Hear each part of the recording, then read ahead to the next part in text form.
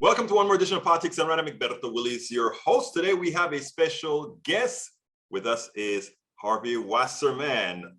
You know him as the journalist, the activist, you name it, that's what he does. He's been with, what's the name of your group now, Harvey? I forget. It's the Grassroots Emergency Election Protection Coalition. Agreed. And that is a very important group where we are making sure that everybody's vote counts. But we are here to speak about something special. First of all, everybody is screaming heli murder about Virginia and New Jersey. You have a take. You wrote an article. I think you co-wrote an article with Joel Seagal. Right. And I want to talk a little bit about that. Why don't you tell me, break it down for me. What occurred in Virginia? Well, the article is at Reader Supported News, rsn.org. And basically, of course, as always, the punditocracy and the corporate Democrats always blame the left. Whenever they lose, which is frequent, they attack people with progressive politics who actually want to get something done in the government. But the fact is that, and so they're claiming that this loss in New Jersey, this loss in Virginia, and the close race in New Jersey are somehow related to left politics. And but the reality is that the guy in New Jersey didn't run a great campaign. He's actually a pretty good governor, the Murphy in New Jersey. He, unlike so many others, he's actually competent. He knows how to run a government, and New Jersey is a pretty well-run state, actually. Virginia, you had this guy, and he wasn't a bad candidate, ran a decent campaign, more or less. The guy in Virginia, a complete loser, Terry McAuliffe, longtime functionary, just a Clinton inside player, and ran a miserable campaign.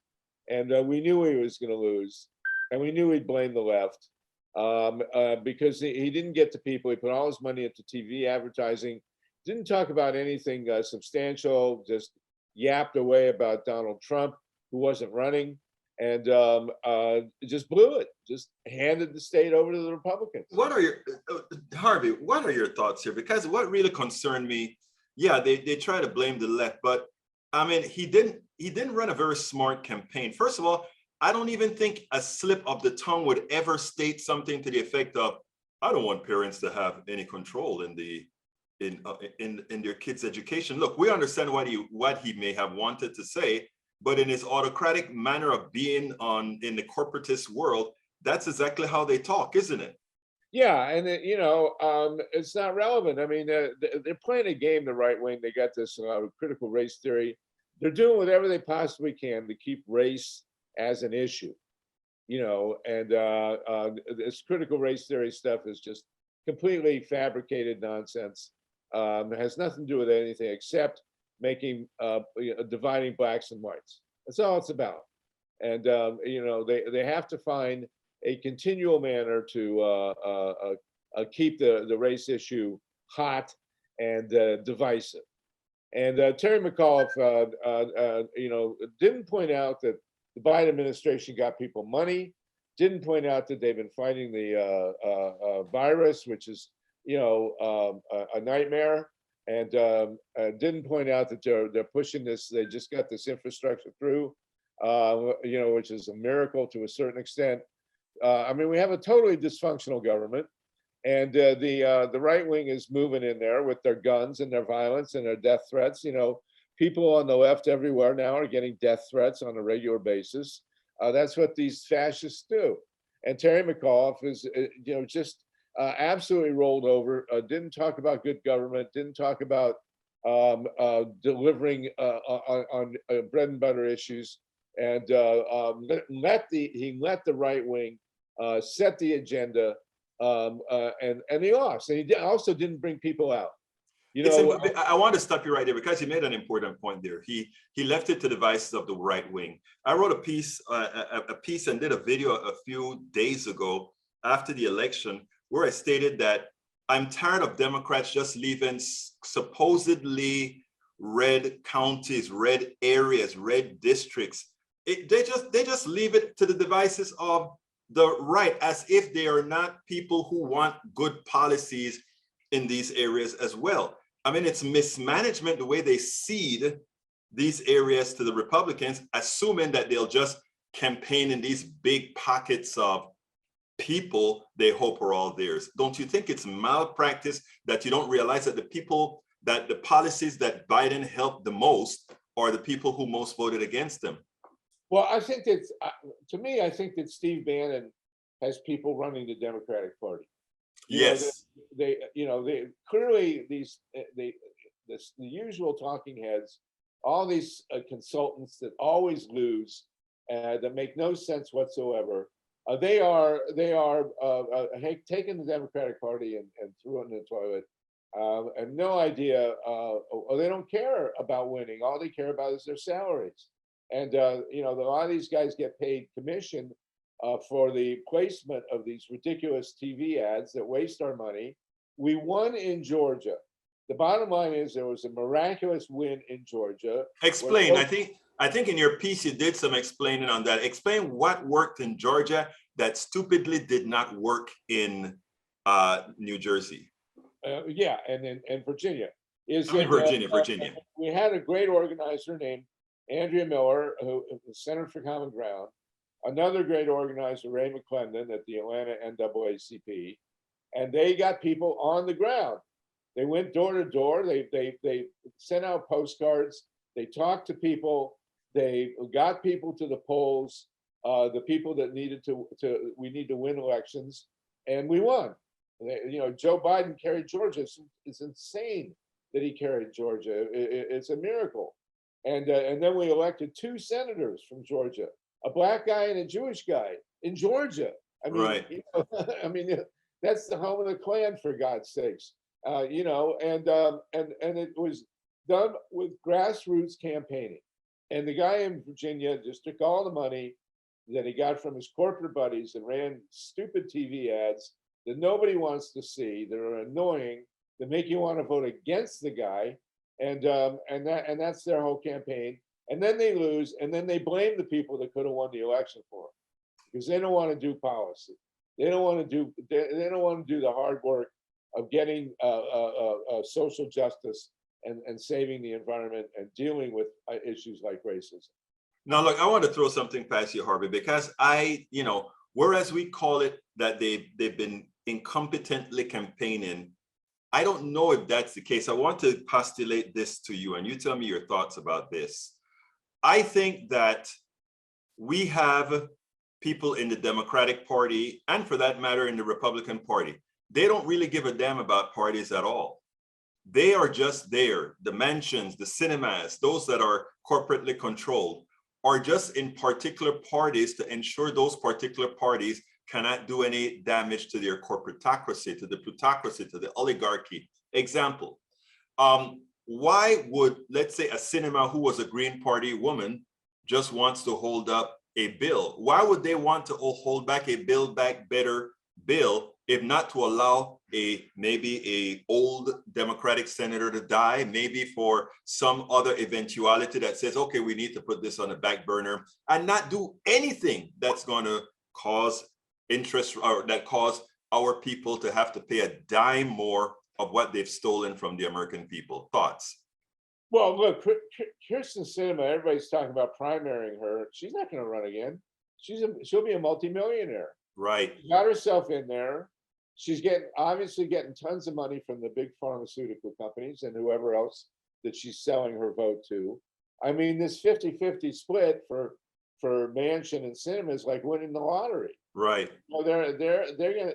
Joe Manchin has direct interests in coal, and in preserving the fossil nuclear economy. And Sinema is taking money directly from the pharmaceutical companies. This is pay to play, and these guys, they won the lottery when the Senate 50-50 Senate. But then don't you also think that there are a few of those other senators that are hiding behind them that are really not on board? Yeah, probably. But the problem is that we have a government that's purchased. We have a government run by money, and that's the way it is. Now, thankfully, there are people like Bernie Sanders who have principles and who actually believe in things. But mansion and cinema. These people are completely callous and calculating, and it's all about the money for them, and they don't care about the rest of us. And the bottom, and of course, they all, whenever they lose, they run terrible campaigns. They don't care about issues. They don't reach out to people, and then they blame the left. You know, immediately, knee-jerk response all over the court. The bloviating, you know, talkocracy there. Immediately, it's, oh, they went too far left and blah blah blah and socialism and all this stuff. I mean, the reality is that half the millennials and Zoomers in this country support socialism. You know, the polls show that people are sick of capitalism in many ways, and so we really don't even have capitalism. We have a monopoly situation. There's no Adam Smith, who talked about the invisible hand and free trade, be flipping in his grave. People actually read Adam Smith right there on the beginning of The Wealth of Nations. He talks about how about monopolies can completely game the system, and that's what we have. And so, you know, thankfully, there are people, and the Progressive Caucus is now, you know, the biggest piece of coherent political force in the Congress now. And they know what they're doing and they know what they're about, but it's the rest of these people who are beholden to the corporations who are killing the whole situation. I have a history book coming out about this, Egberto, The People's Spiral of U.S. History. Be ready in January. Hopefully you and I can talk about it. A question. You had a previous book, to an addendum to your first book. That one was released, right? Well, my first book was called Harvey Wasserman's History of the United States. It was published in 1972. I was introduced by Howard Zinn. That's why I got right. And I've been working on history ever since. And this book that's coming out in January is the sum of 50 years of looking at U.S. history. It talks about spirals. Oh, so that's a book that we spoke about before that you're planning on releasing. I thought it was released this year. Okay, great. I did an earlier take on it, just sort of a draft. It was out last summer, and basically the conclusion was that Bernie saved the world, but I had to kind of revise that. Actually, I don't think it needs revising, because the truth of the matter is, first of all, he moved the party. What used to be far left in the party is just kind of center left in the party these days. Well, Bernie is the new Eisenhower. I mean, everything that Bernie everything Bernie advocates is endorsed by a majority of the American public. Exactly. Healthcare for all, saving the environment, getting rid of homelessness and poverty. You know, Egberto, with a fraction of the military budget, we could end poverty and homelessness overnight. I mean, it's all there. We could feed everybody in the world. We have technology now. We know how to do agriculture without destroying the environment. We could feed the world, end homelessness and poverty, build our education system with 10% of the military budget. It's obscene, and I got to tell you, I mean, one gripe I've got, I have to hand it to Joe Biden. He did get us out of Afghanistan, finally, not entirely, right, but we don't have troops on the ground. Of course, the reality is that the domino theory turned out to be true, because the minute that Biden stopped fighting the Taliban in Afghanistan, they came over here and took over Texas. So, that's what really happened here, But the fact is, if Barack Obama had got us out of Afghanistan when he should have, which is immediately after being elected and getting the Nobel Prize. See, I think they gave Obama the Nobel Prize as a bribe to end the war in Afghanistan. I said that at the time that he got it. I did a CNN report where I said exactly that. It was an expectation. Exactly, and it didn't come through. And if Obama had gotten us out of Afghanistan instead of sending more troops there in 2009 and 10, Donald Trump would never have been elected president. Never, because people were angry, and rightfully so, that we were still in Afghanistan. And then so Biden finally had to do it, and of course they railed at him for it, but he did the right thing. Everybody says he could have done better. Okay, he could have done better, but could have done worse too. The fact is that we don't have the troops there anymore. We are bombing them, still killing people with drones. But that's hopefully we on the left, we have to make a major turning point out of that and have no more wars. I mean, we've since World War II, we've had Korea, Vietnam, Central America, Iraq, Afghanistan. What good is it? Oh wait, you're missing quite a few, brother. Yeah, You're I missing know. quite. Hey, what's wrong with you? Are you for Grenada is a country too? You know, Grenada, that's right. Yeah. that's a country too. We And by the overtook, way, the attempted military coup in Venezuela is a real thing too. You know, look what they did in Honduras. So, exactly. you know, and Yemen and the whole deal. So the bottom line is we have got to, you know, they yelling and screaming about money for social programs and infrastructure. The military budget just sails right through. Let me stop you there because here's a funny thing, and I don't know. Look, Harvey, you better talk to some of your Democrats out there in California and elsewhere because here's what they forget to say. We are going crazy about a $3.5 trillion social program that has jumped to a $1.75 trillion program that really has a whole bunch of environment in it and not a whole lot of social program in there. When if we were to say, you know, the military budget is a $7 trillion budget as of or $7.5 trillion budget, that's how they describe us. We are talking about 1.7 over 10 years versus 7 trillion over 10 years. What gives? Why don't we advertise that way? That doesn't even talk about the CIA and the black box stuff. The black, exactly. So it's really outrageous, and it's killing us. I mean, it's classic end of empire stuff, Egberto. You know, I'm a history teacher, and you look what happened to Greece and to Rome and to Babylon and the British and you know, I mean, only 12 or so different countries invaded Afghanistan and all got their butts kicked. So, you know, the graveyard of empire. So we are now in the post-imperial or end of empire stuff. Let me ask you, your new book, does it make the correlation between these great fallen empires and the United States as an empire? Oh, of course, absolutely. Okay. You know, we've been an empire ever since we started. Right. We've been a republic, a sort of a democratic republic, but we've also been an empire. Right. And in the long run, to paraphrase Lincoln, you know, no country can exist half democracy, half empire. That doesn't work. Right. So, and we're paying the price now.